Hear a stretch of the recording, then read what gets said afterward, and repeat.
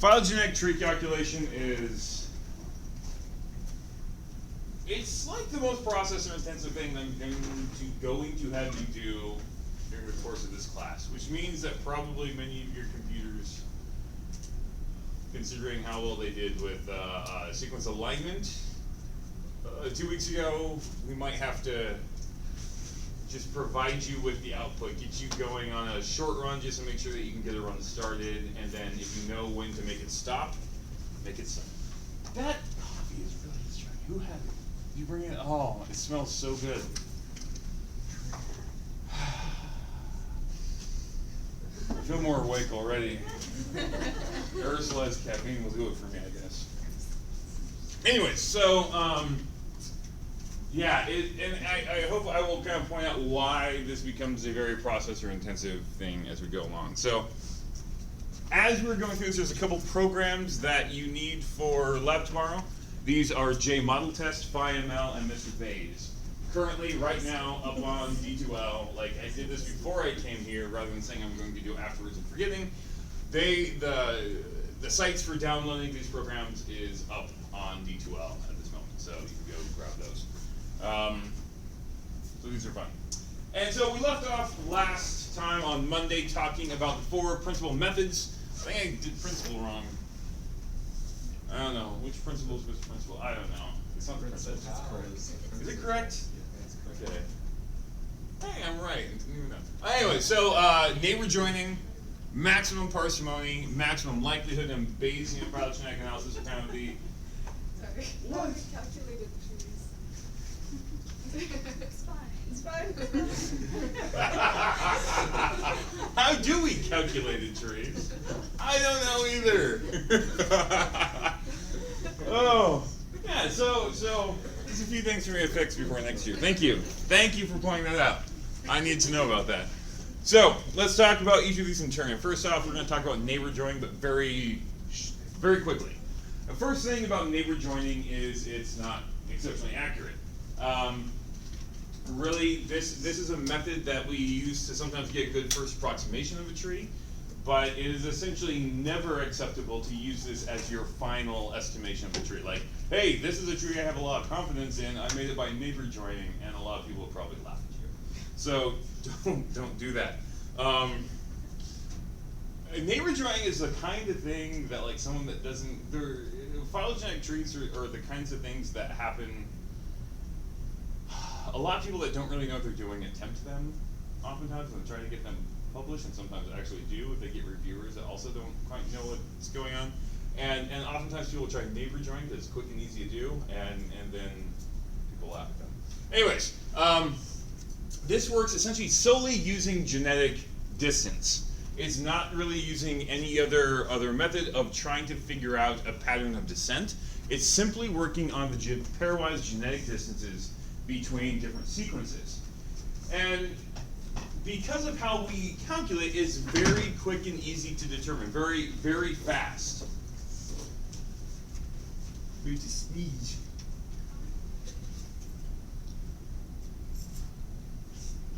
I hate when you like you're ready to sneeze and you just, okay, whatever.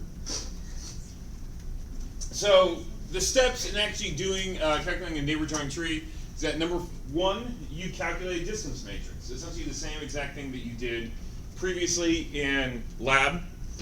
And from this distance matrix, you find the closest pair of points, the minimum pairwise distance. So it's not between each point, it's just which 2 points are the most close to each other by whatever distance algorithm you decide to use.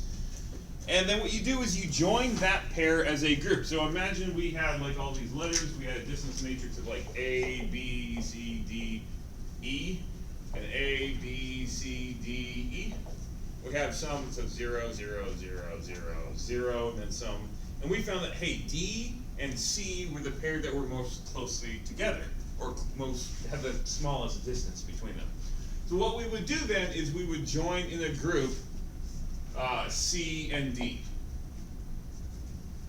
After that, you would go back and you would recalculate this entire distance matrix, but now instead of having C and D, what we would do then is we would have one point that was CD, up here we would have one point that's CD.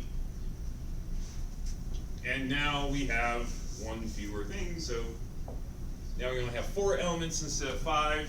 And instead of taking the distance between each of these, we find the average of these two, the average distance of these between everything. And so essentially we're dealing with these as one entity, one group. And we're not taking each of their individual distances, we're taking their average distance, recalculate, and we essentially do the entire same thing again.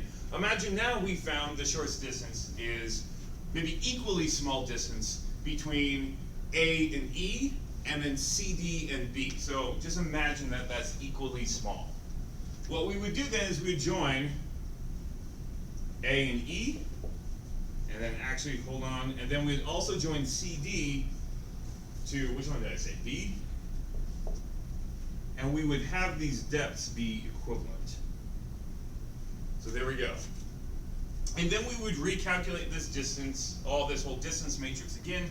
The only difference now is you only have 2 groups. We have CDB, we have AE, and then we would find the distance of those and between those and join those as well. So that is how, in concept, you go about making a neighbor joining. It's essentially exactly what it says. You join them to the closest neighbor, and you just keep reiterating that until you have joined all of them together in some matrix like, or into some pattern like that. It's really quick to do, and you can directly calculate a right answer. Whatever the best neighbor joining tree is, you just crank through doing your distance matrices and joining your taxa, and you get the best tree. There's nothing kind of weird about it. So hang on to that as we move on. The next method that I want to talk about is maximum parsimony. Now, maximum parsimony, instead of doing this, what it does is it counts the changes that would be needed to get a specific distribution of characters. So hold on to that for just a second, and I'll come back. If that's a little bit confusing right now, I'll come back to that, and I'll kind of demonstrate how this works. And the best tree is the tree that has the fewest number of assumed changes.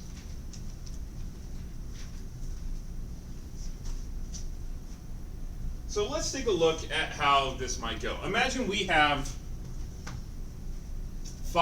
six different taxa, and they have genetic sequences that are essentially this. So I'm going to just do this. I'm just going to recreate this up here real fast.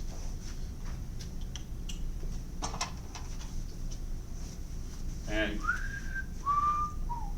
okay, I'm not going to write everything up there. Essentially, how we calculate then the parsimony for any given tree is when we work backwards from the tips and try to infer how many changes would need to occur to result in both of these. So let's take these ones.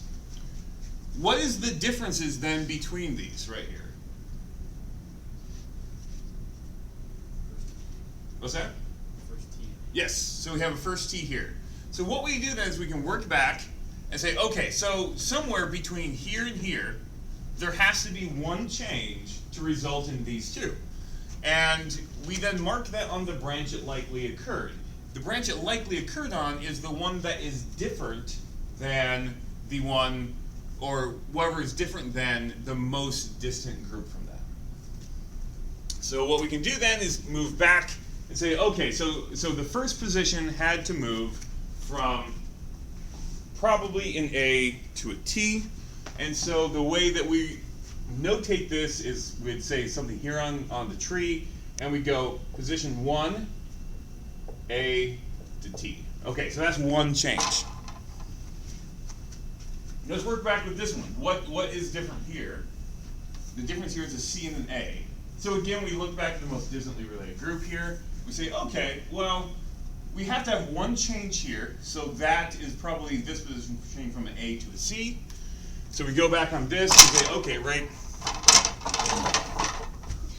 there, we have position 4, very likely change from an A to a C.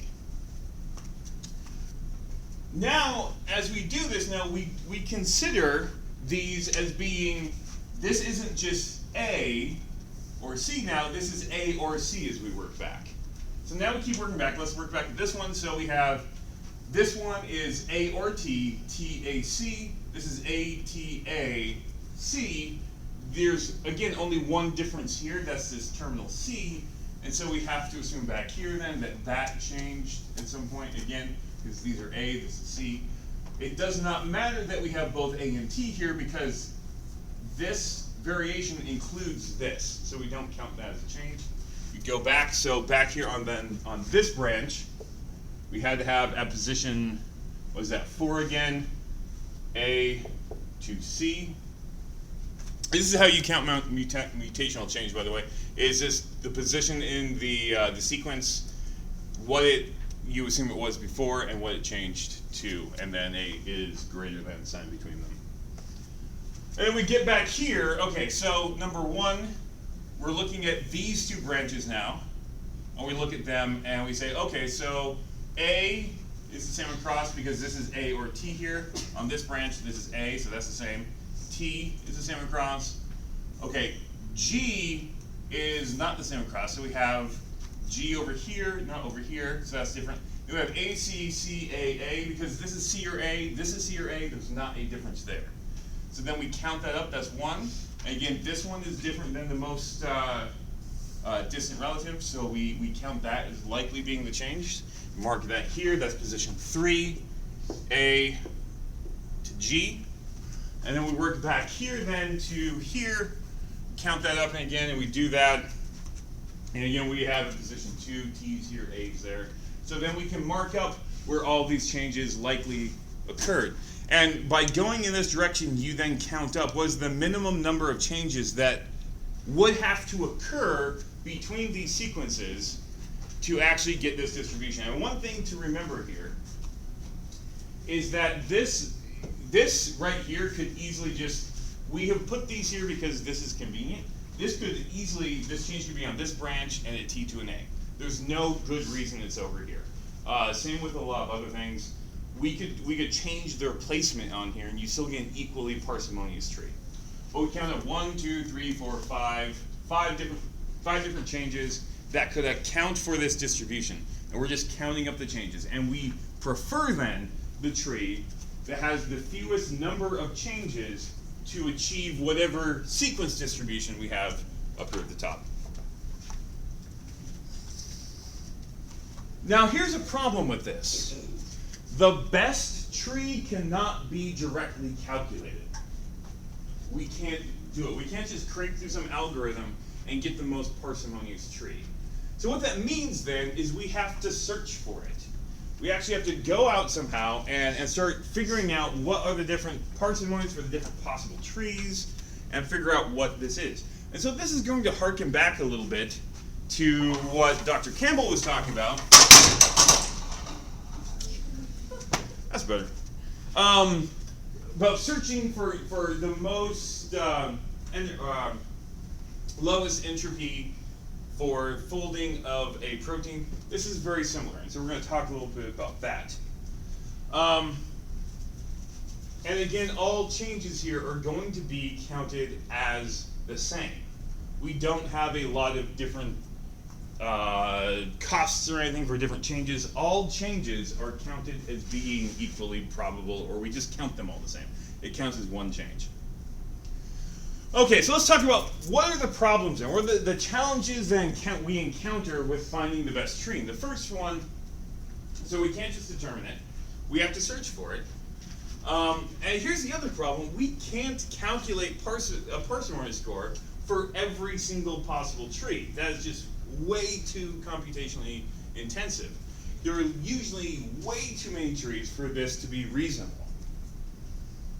And you might not, like this becomes a problem really, really quickly. Oftentimes, you will see trees with hundreds of taxa on them. We do this routinely all the time. However, let's take a look at how many trees there are for a given number of taxa. If you only have 3 taxa, there's only 3 possible bifurcating gridded trees that you can make. If you have 4 taxa, it's only 15. Hey, we're doing okay. There's 5, 105, but here as we work up, as you get to 10, all of a sudden there's like 34 million trees that are possible. We can't calculate parsimony for all of those. Okay, here's where it gets a little bit crazy. At just 11, it exceeds 7 million, there are more trees than people on Earth. At only 11 taxa. At 14 taxa, there is somewhere in the neighborhood of 6 trillion trees. This is more possible trees for your sequence than there are actual trees on the planet Earth. Like, think about that for a second. There are a lot of trees on planet Earth, a ton. Can you imagine searching every single stupid tree on Earth looking for the tallest tree? I mean, and doing this blindly by grabbing a tree, measuring it, and then like putting it back and like going to the next tree and being like, is this one taller? Yeah, you're not going to be able to do that. Let's think about just us. Like, let's imagine that basically everyone in this class had their sequences. And how many different possible trees are possible just from you guys? There's 25 people in the class. Hard to figure that right now, but okay, there's actually, believe me, there's 25 people in this class. There's 8 to the 21st trees that are possible. I'm going to just do this.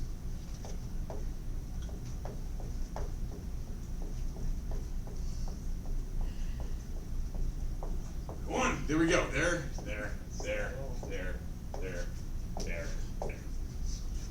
That is how many possible trees there are for just, if all of your sequences were good, except for 5 of yours, that's like even leaving out 5 of you, that's for 20 sequences. That's how many possible trees there are. Okay, so at 60 trees, up here at 60 trees, or 60 taxa, this exceeds the number of fundamental particles in the universe. Okay, so you get my point. There's just way too many trees to actually sample them. And so what we have to do is we have to go searching for it. And we use a heuristic search to do this. What we go is we have a program that goes out into tree space and samples through tree space to sample and try to search in some organized fashion to try to find where the best tree is rather than sampling all of them. So what is tree space? You can kind of imagine it like, that doesn't look very good. Okay, so this is just a grid. Imagine this is a grid, and you can kind of see it. There's vertices here. And if you can imagine kind of like a 3-dimensional, actually like a 2-dimensional plane with contour to it. Each vertice on here is a slightly different tree. Each adjacent tree is very similar to the tree right next to it, except it is just slightly changed. Just some small change.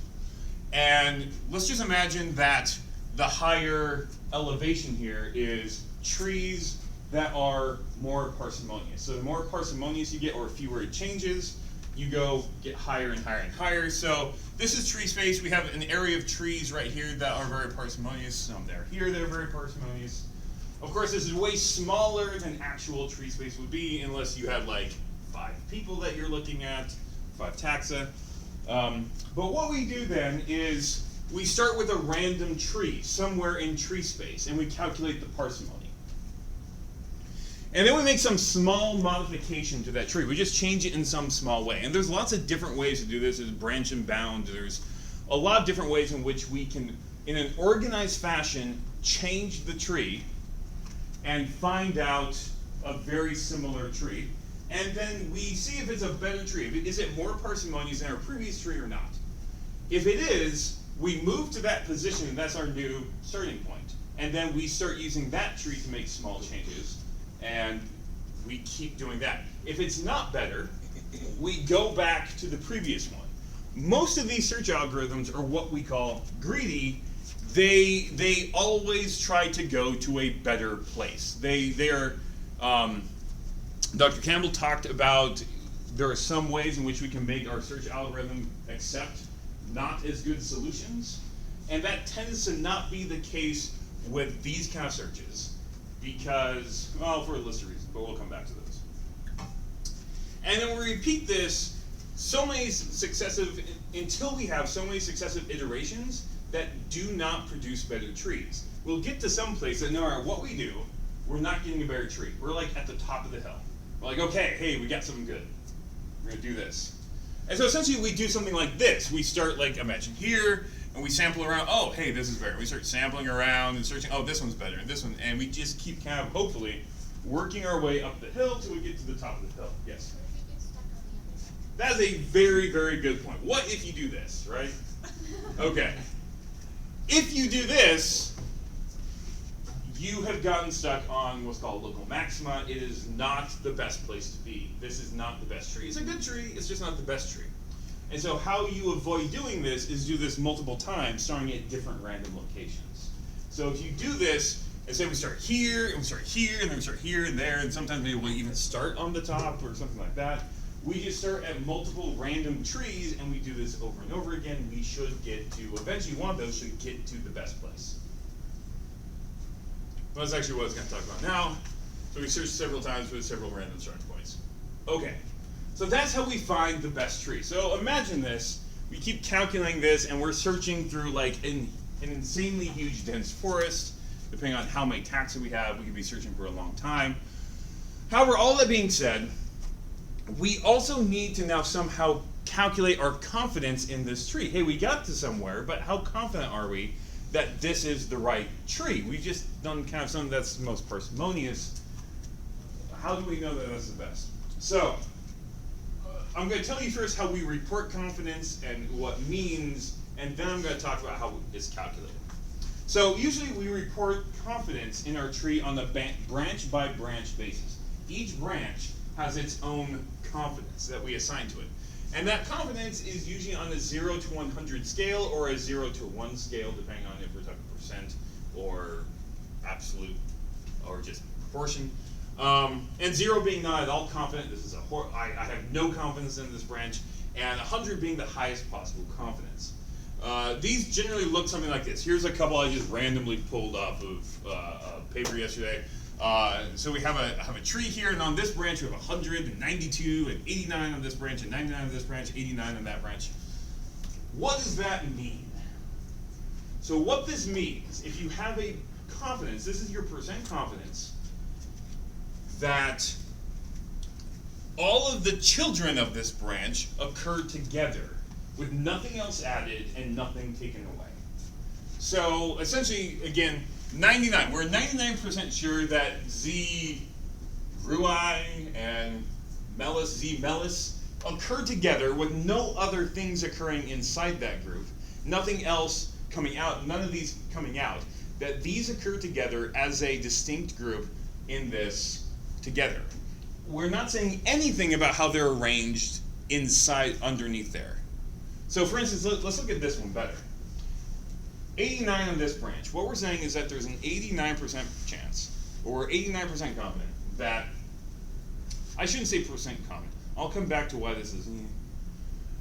Our confidence is 89, so 89 out of 100, that these 4 taxa, all these Z taxa, occur together with nothing else added, nothing taken away, as a distinct group.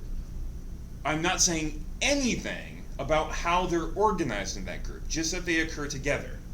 So actually, I mean, if Z Bailey comes out next to here, exact same thing as far as we're concerned with this confidence right here.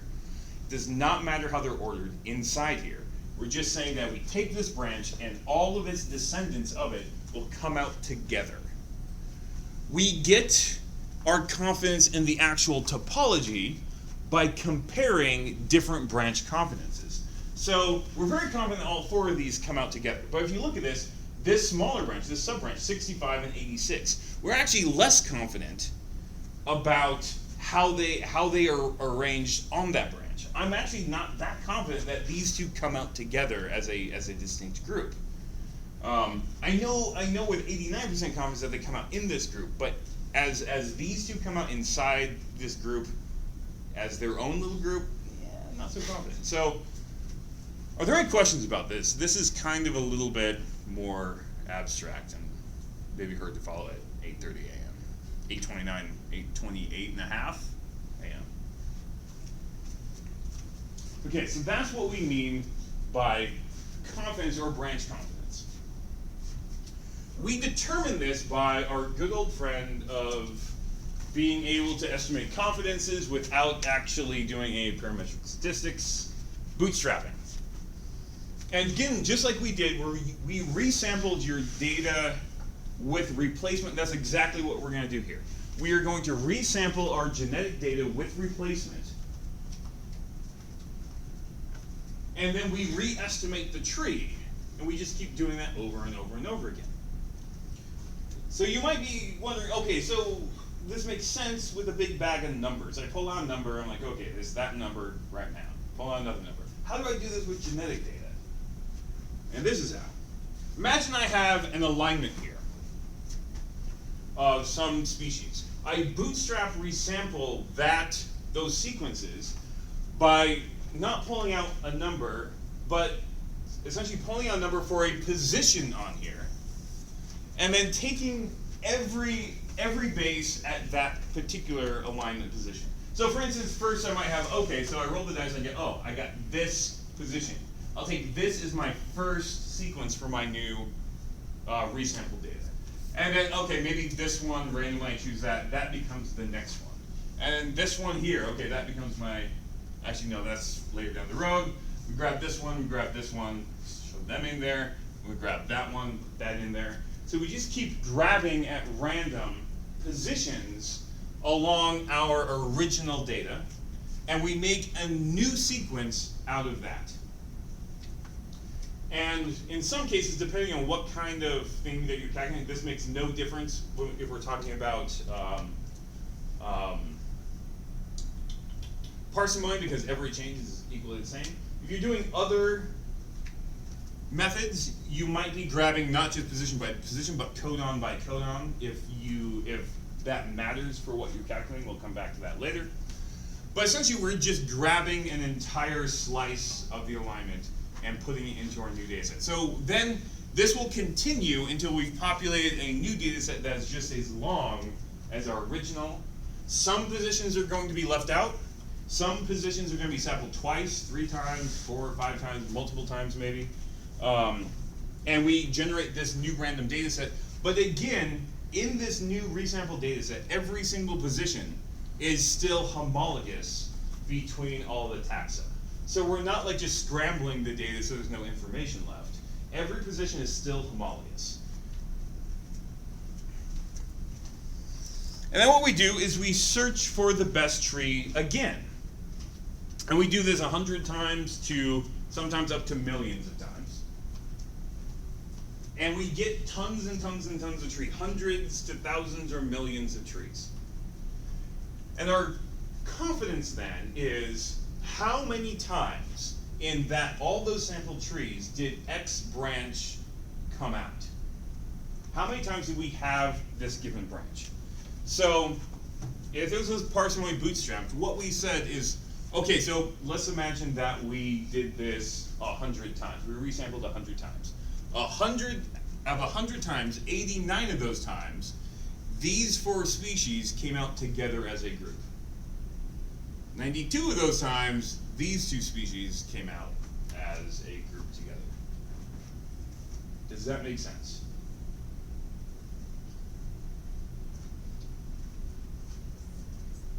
Okay. Okay. So that's maximum likelihood, or maximum parsimony. We're counting changes, and it's just counting up the number of changes that occur. Number 2, we can't actually calculate directly the best tree. We have to search for it, and that we are estimating our confidence of that tree by bootstrap resampling of the data. Let's talk about maximum likelihood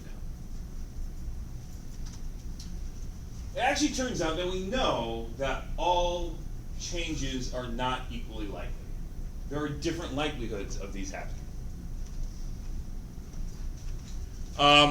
So what we can do is we can come up with a substitution matrix, or what's also called a model of molecular evolution, which gives us probabilities, relative probabilities of each kind of change happening. So for instance, to change from this to this, we have a matrix of probabilities here, relative probabilities. Or in this case is relative costs. Generally they're costs, not probabilities. And again, just to say like the same, usually this is 0. Oftentimes is the same both way, which means it's time reversible, or essentially that going from A to C is the same probability as going from C to A. But not always. Sometimes each of those can have different costs as well. And so we have some matrix that then identifies the different costs of going from each nucleotide to a different nucleotide. Now, maximum parsimony, if we set all of these to absolutely equal cost of 1, with the exception of all the zeros in here for saying the same, this is essentially no different than maximum parsimony. So maximum parsimony is actually just a special case of maximum likelihood, in which we have counted all changes equally likely. It is also one special case that we happen to know doesn't actually happen. It does not reflect what actually occurs during changes in DNA. Not all changes are equally likely. Okay, so we have this matrix. We have some distribution of probabilities for all of our changes. How do we actually go about calculating this? And there's several different ways. Two of the simple ones that are often taught to people are the Fitch algorithm and the Sankoff algorithm. And there's actually quite a few more than this, but these are ones that kind of illustrate pretty well.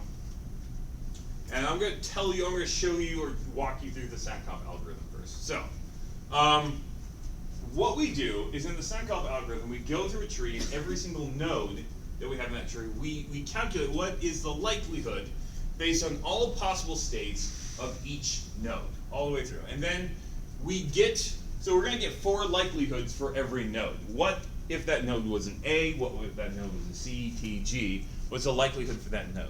And essentially we propagate these through the entire tree, and then we find was the lowest likelihood possible for that tree, and then or the lowest cost essentially, and then we choose that one. So let's talk about how this would actually work. We usually do this base by base. So imagine we're going to our very first, we're starting out with imagine our very first position in this alignment. We're going to start calculating the likelihood of a given tree given this first, starting with just this first base. Imagine we have something like this. We have a given tree, and we have this taxa has a C at that first position, this one had an A, this one had a C, this one had A, this one had a G. And then we have some matrix here of molecular evolution that we can then, these are the costs then that are associated with change. At every node then, again, remember, we're going to calculate the probability of each of these being the one that occurs there, and essentially calculating go all the way through till we have that for the entire tree. We will calculate the lowest one. So let's look at this. First, let's look at this one. If this was A, what would be the cost of going from A to A? 0, yeah, so 0. And then what would be the cost of going from A to C? 2.5. So the cost here is 2.5. Okay, what about C? What would be the cost of going from C to C? 0, and the cost from C to A? 2.5. So far what we have is A, C, T, G. We have 2.5, 2.5. Okay, let's look at T. What's from T to A? What's that cost? 2.5. And what's the cost from T to C? 1. Oh, by the way, this is, you might notice, transversions and transitions are just 2 different costs in here. That's the only difference here. Okay, so it's 1 to C and 2.5 to A. So this now cost would be 3.5. And what about G? G to A is 1. G to C is 2.5. So then we have 3.5 as the cost there. So then we can fill that in and go, okay, so we have 2.5, 2.5, 3.5, 3.5. That is the cost of every possible nucleotide we could have at this node, or this most recent common ancestor. And then we go and we calculate again for here. This would be 1, 5, because 2.5, 2.5 for each C to A and C to G. 0 here because 0 to A, 1 to G. T is 2.5 and 2.5 again, so 5, and then 1 because 0 to G and 1 to there. Does that make sense to everyone? Okay. Then when we get down here, here's what we do. Okay, so now we're not tips anymore. What we're going to do is we're going to calculate the cost. So what's the cost from A to C? What's that? 2.5. Okay, so we have 2.5, and then we just add it to what we had here. So 2.5 plus the 1, because we already counted that cost all the way up here. We don't have to count it all the way up, so we can just propagate that back. So that would be there, 3.5. C to C is 0, and here is 5, so the next one would be a cost of 5. T to C, so T to C is 1, and then this, so that'd be a 6 there. And then G to C is 2.5 plus a 1, we got plus 3.5. And so that's what we got. You got 3.5, 5, 6, and 3.5. Okay, now we go back to here, and then we just count the cost. We just add 3.5 to 2.5, we get 6, and so on. We just add the cost for each pairwise thing here, and we get 6, 7.5, 9.5, and 7. And so the cost of this tree, given the first position then, and given this matrix, is 6. We would choose the lowest amount of cost that we have. That is the most likely that this tree can be given these bases. And then what we do then is we do this entire thing over again for the second position, and then the third position, and then the 1000th whatever position. And we add up each of these for each position, and then get a likelihood for this entire tree given our sequences. So again, yeah, we choose 6. And we repeat over and over until we get each base in our sequence, or in our sequence alignment. We add the values for all the bases. That is our likelihood for that tree. So at that point then, likelihood, we do things very similar to how we do them in parsimony. We calculate a likelihood for a tree. Given some sort of matrix of molecular evolution, we then calculate the likelihood for those trees, and then we do a heuristic search again for the most likely tree, or usually the lowest likelihood, or the lowest likelihood score. And then we again do bootstrapping to estimate our confidence. So again, the nuts and bolts of how we determine the best tree and determine our confidence in that best tree is very much similar to parsimony. So again, just this kind of reiterates once again, maximum parsimony, maximum likelihood in reality are the same thing. Maximum parsimony is one special instance of maximum likelihood.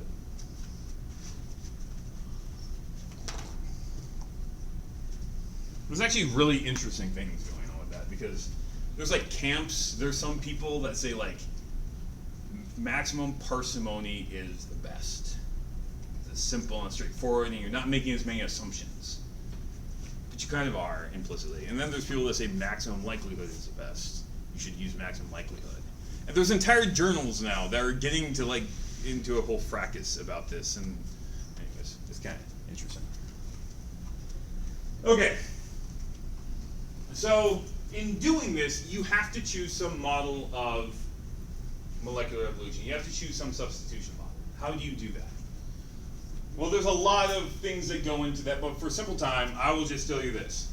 You just use a program to do it. You stick your alignment into a program. It's going to essentially run through many different models and find which one has the best explanatory power given your data set. And this is a necessary step before ever performing any maximum likelihood. You need to have a good idea of what is the best model, or which model should you choose before you launch into any sort of maximum likelihood calculation. Okay, so that is maximum likelihood. Now in the last 5 minutes, I'm going to try to cover Bayesian analysis here. And this one is kind of, I enjoy this one. This one's kind of interesting. And this right now tends to be the one that most people prefer and seems to perform the best. When we do, for instance, trials of, okay, so if we take a sequence and then in silico mutate it and we get different sequences, and then we try to reconstruct the path of mutation backwards, Bayesian tends to work the best. Yeah. So what this does is this determines, again, just like maximum likelihood, is going to determine what tree is best based on a likelihood score. That determining which tree is best is exactly the same as likelihood. There's no difference there. The difference, however, is how we find the best tree and how we calculate the confidence around that best tree. We're not using bootstrapping in this case. Hey.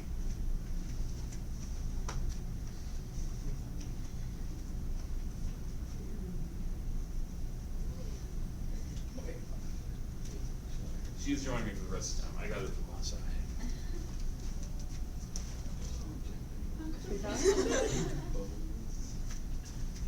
So we're not using. You seem very out of sorts. That's okay. You're up in front of a lot of people. Instead, what we're doing is we actually perform multiple simultaneous searches of tree space at the same time. We're doing this for some number of chains that you actually. I saw that. You do this for some number of chains times some number of runs, and those are things that you determine when you set up the analysis. So you can run this. You can run like 2 runs with 2 chains apiece. Essentially, what this is that would then be 4 simultaneous searches of tree space. And so you have these little chains. Chains being essentially just a heuristic search, like we were talking before. A search that's going. We're starting a random tree. We move to the next one. Is it better? We move on. We keep moving on, moving on. She looks really shy right now. I don't blame her. And then again, like I was saying, we just search through tree space there, just like we would with a heuristic search with a couple modifications. But we do this now. We don't do this until we find some local maximum, and then we just try and we can't get any better and we stop. This is going to run for a certain number of moves, or in most of these called a certain number of generations. So we set that before we do this, and we keep running it until it runs through those generations. And actually, we can add generations or take generations on. What you hope is that all of your different searches converge on the same answer. That's what you really want. And so that you know you're not getting stuck up on local minima or local maxima, because then they'll never converge. What you want them is them to eventually converge on the same answer. All of your simultaneous independent searches of tree space. Now, some of these chains are heated, or this is essentially a simulated annealing, like we were talking about with Dr. Campbell, where you can move to an adjacent tree when it is not better.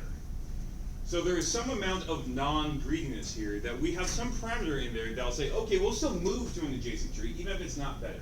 And this helps it get out of local maximum as well. Remember, we get stuck on our local maximum, our chains will never converge and we don't get good results. So it needs to be able to move off those. Yes? How does it solve the problem of like giant tree space? It doesn't. I mean, the problem with giant tree space is just, it's still giant and you have to spend time searching through it. So it does better searching that tree space, and I'll tell you why. It does a better job of characterizing that tree space. Because in bootstrapping, essentially what you're doing is you're finding one point in that tree space, okay? You're just saying, okay, I'm finding one, I'm characterizing one single point. I'm just taking that one tree. You see an octopus? Book. Thank you. Oh, there's an octopus on your book right there. What's that? Yeah, it's a turtle. Good job. Anyway, so oh yeah, there's octopuses downstairs. You know there are. Get out there after this. How about that? Anyways, so what happens then is every time you do a bootstrap resample, you are changing tree space slightly. So what we do is we're getting lots of samples of slightly different tree space because we've done the bootstrap resampling. So we have lots of this. And so actually tree space is changing, and so that kind of doesn't work as well. As compared to what I'm going to tell you right now, So we run through these chains, we run through these different chains. Some of them are heated so we can move off of local maxima. And then what we're doing is we're sampling trees. Now this is the big difference. We're sampling trees as we go.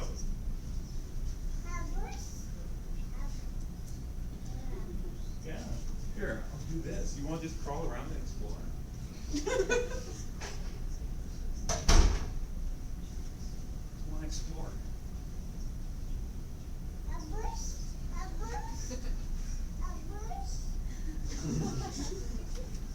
In a little bit.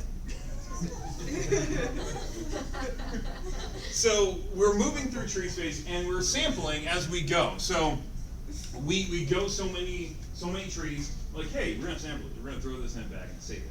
And we keep doing that as we move through tree space. And we set to sample every so many moves. And also we're gonna discard the first so many, because you start in a random place. That's probably not a very good place. So we start moving to a better place like this. And we get into a region that's like, hey, this is better, and then you start sampling. So what we have now instead is a sampling of the good areas, the very likely areas, rather than changing tree space and resampling it. So you get a better characterization of tree space, but it doesn't help you, it doesn't solve the problem of arriving at the answer any better or any faster. That is, tree space is still huge, and it's gonna still take us a long time to sample it. But we get a better idea of what that tree space looks like with this than with bootstrapping. Because there was sampling by changing tree space and just going to a point again. Does that make sense? So this one, like, it samples from like a neighborhood? Yes. So we just keep sampling over and over. Do you want to go down? We just keep sampling over and over again from a neighborhood because it's still moving around. Because these chains are heated and they're not as greedy, if we get to a local maxima or the maximum, it will keep moving. It won't just get stuck right there. Yeah. Here's your book. And so we'll just keep sampling in that area. And then essentially what we do then is we can calculate. I'm actually running over time right now. But then once you sample in that area, we can do calculations, and we're going to talk about that when we come in on Friday, to estimate then what is the best tree and what's our confidence in that based on all these sample trees in one tree space. Does that make sense? Well, thank you. Okay, with that, I will let you go so I don't run right into ecology. And then we will talk more on tomorrow when we actually do some of this in lab with your own sequences. You want back down?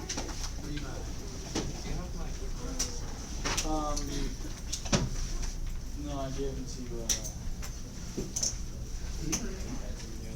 You want your book back? You gave them to Ian? Here, you want sort of pages in here while I pack things up? So sometime in the future, I can make a payment. Yes, you do. Don't take 25% off my grade. I won't, Okay. because this is my bad at this point, because I still haven't actually watched your presentation. I know who I has need my to. anchor. Yeah, I won't take 25% off your grade. Don't worry about that.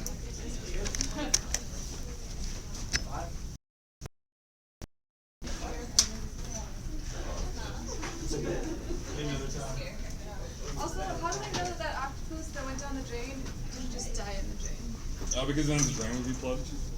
Yeah. So it's a small enough drain. Yeah, I think so. Okay. I think that's the case anyways.